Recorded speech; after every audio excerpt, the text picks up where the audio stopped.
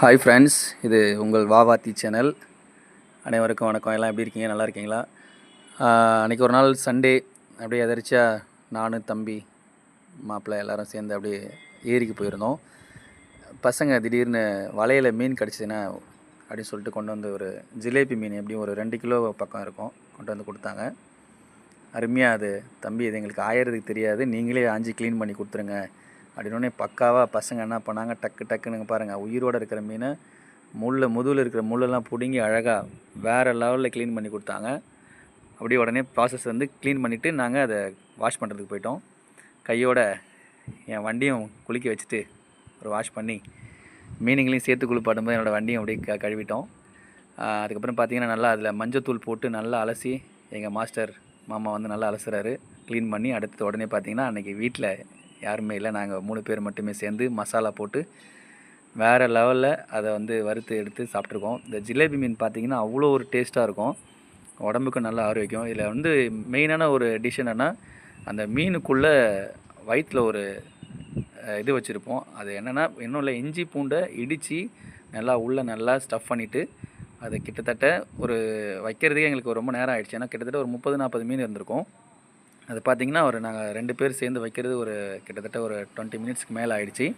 அது ஃபுல்லாக அதை வந்து ஸ்டஃப் பண்ணிவிட்டு நல்லா ஒரு 20 நிமிஷம் நல்லா ஊற வச்சிட்டோம்.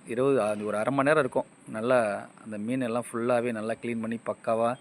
ஏன்னா அந்த கொஞ்சம் ஜிலேபி மீன்ன்றதால கவுள் கொஞ்சம் அதிகமாக இருக்குன்றதால ஆல்ரெடி நாங்கள் மஞ்சத்தூள் போட்டு நல்லா வாஷ் பண்ணது இல்லாமல் நல்லா அதுக்குள்ளே நல்லா ஸ்டஃப் பண்ணி அந்த தீனியை ஃபுல்லாகவே வச்சு வயிற்றுக்குள்ளே வச்சு வயிற்று பகுதியில் வச்சு எடுத்தாச்சு.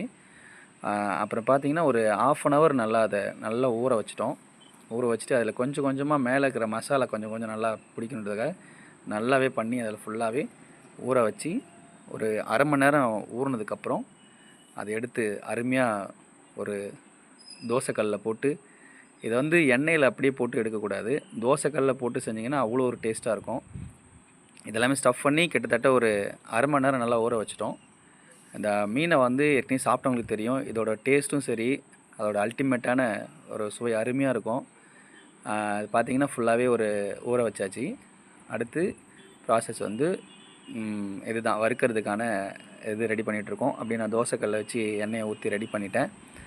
ஃபுல்லாகவே வச்சு அந்த அந்த ஸ்டஃப் பண்ணி எடுக்கிறதே எங்களுக்கு டைம் ஓவர் ஆகிடுச்சு. கிட்டத்தட்ட பாருங்கள் அந்த தட்டு நிறைய நல்லா மீன் ஃபுல்லாகவே நல்லா அதை ஸ்டஃப் பண்ணியாச்சு.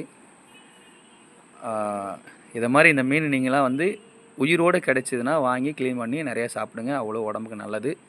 ஒரு சுவையான மீன் ஜிலேபி மீன் எல்லா ஊர்லேயுமே கிடைக்கக்கூடிய மீன்.